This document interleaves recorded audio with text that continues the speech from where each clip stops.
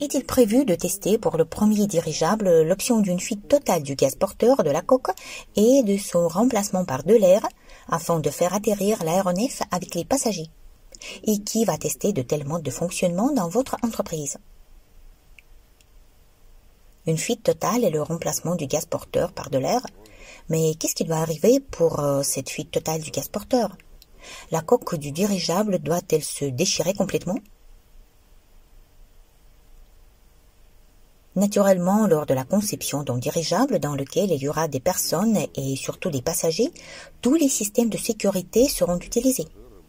Dans les dirigeables légers, nous pouvons utiliser des systèmes de parachute qui sont toujours prévus dans les avions ou les hélicoptères. Et dans les grands dirigeables, vous pouvez détacher cette coque pour la faire atterrir à l'aide comme un planeur par exemple. Mais en fait, tout cela n'a pas de sens, car le dirigeable est l'aéronef le plus sûr. Il est impossible qu'il perde subitement de l'étanchéité et que tout se soit détaché. Non, jamais. Un grand dirigeable qui transporte des passagers est à multisection. Même s'il perd une ou deux ou trois sections, cela ne ressemblera pas à la chute d'un avion ou d'un hélicoptère qui tombe comme une pierre. C'est comme des navires modernes. S'il y a un trou dans un compartiment, celui-ci est scellé et le navire avance tranquillement. Cela se répète avec chaque nouveau trou. Essayez de noyer un navire moderne. C'est une tâche assez difficile. Ce sera aussi le cas avec le dirigeable. Oui, il pourrait tomber de cette façon, mais ce serait uniquement dans le cas où soudainement tous les systèmes s'éteignent et les hélices s'arrêtent. Mais si le dirigeable avance sur les hélices, il y a toujours une composante propulsive. Par conséquent, un demi-degré suffit pour que l'aéronef soit déjà en mesure de compenser calmement toute perte en utilisant l'aérodynamique. Allons-nous faire des tests, déchirer complètement la coque et regarder la nacelle tomber?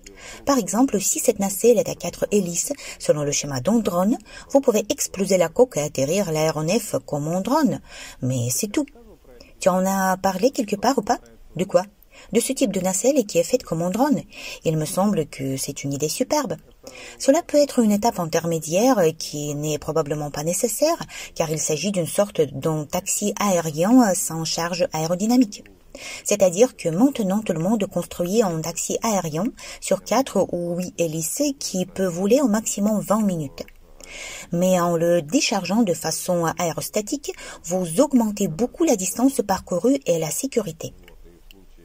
Si l'on utilise ce schéma, la perte complète du gaz porteur ne comporte absolument aucun risque.